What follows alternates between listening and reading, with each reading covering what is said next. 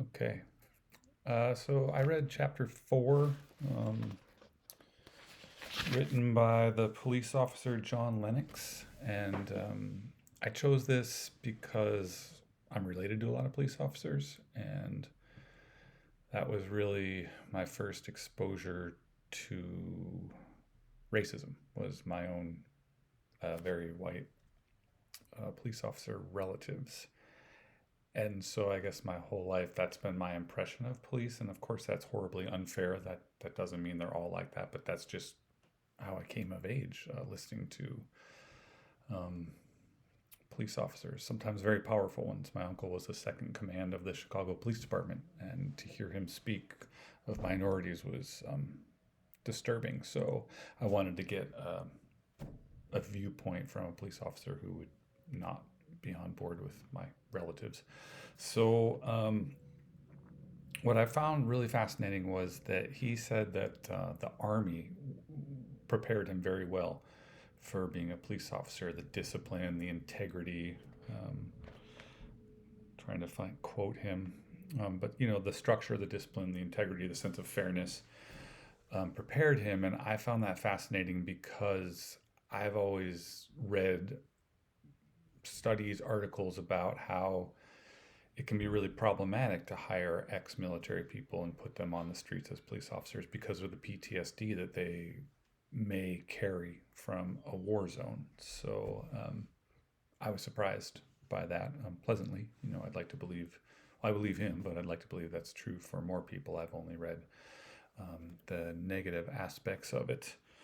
Um, he talked a lot about how police officers aren't trained to deal with everything they come across, which they never know what that's going to be, right? So they're like, they have to deal with mental health, drug addiction, domestic violence. So, suddenly like they're expected to be a family marriage therapist when they haven't been trained. They're expected to de escalate to drunk guys trying to fight, and they haven't really been trained for that. And that's really disturbing.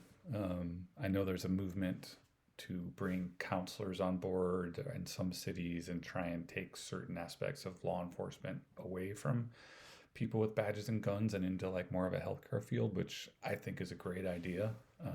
Because as he points out, a police officer is a person and they bring their own life story into the interaction engagement. So, a police officer, just like the person who's pulled over in a car, a police officer could be triggered by something and then act dangerously or irrationally. And so the lack of training is really of great concern. Um,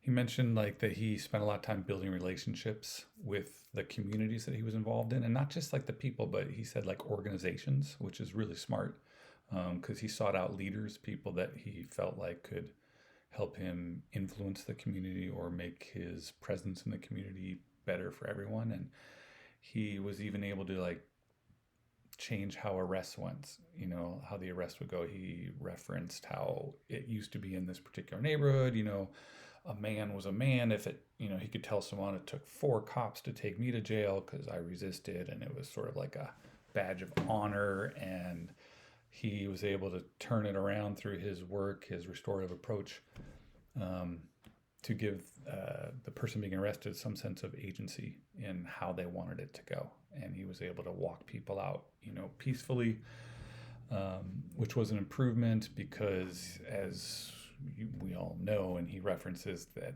the arrest and the charge and the court and the jail was harming the community. It was a problem. So he was able to at least change the way it looked to the community. He went into the compass of shame that we read about in chapter one.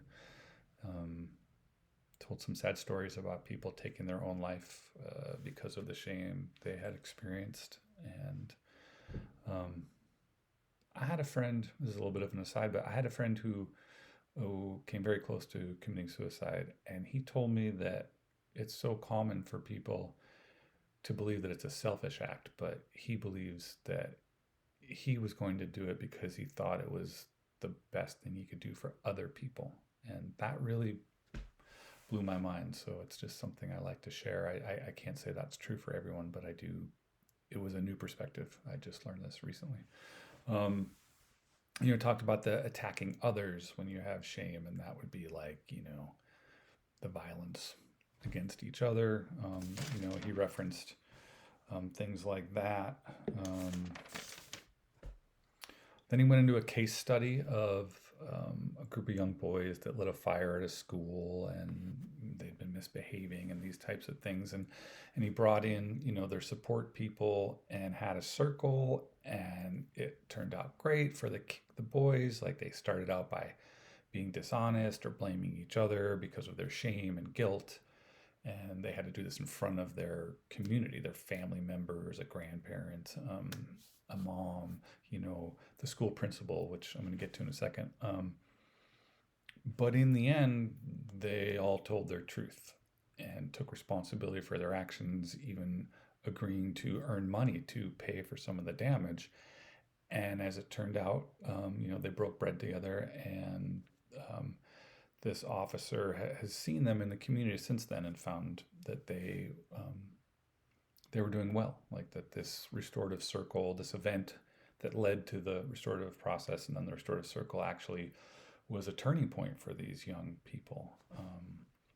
And so it's mostly a positive story, but what I really found interesting was that the principal was the one person who couldn't really fully get on board,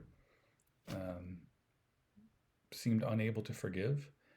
And although he doesn't say this, I made a note that she was the one person that was asking why. Like, it was important to her to know why they did it. And I think, we're all learning that that's not really the question you ask. It's like, it's like the what happened and how are you feeling and how did it affect others? These questions that the restorative practices utilize it's not really why. I mean, because we know often people, especially young people, like, they don't really know. And if they do, they might not be able to explain it, or it's a distraction. What is more important than why? And so I found it fascinating that she couldn't be really fully integrated into the peace process. And I feel like it's because she needed to know why. Like, she was really attached to why. And so she couldn't.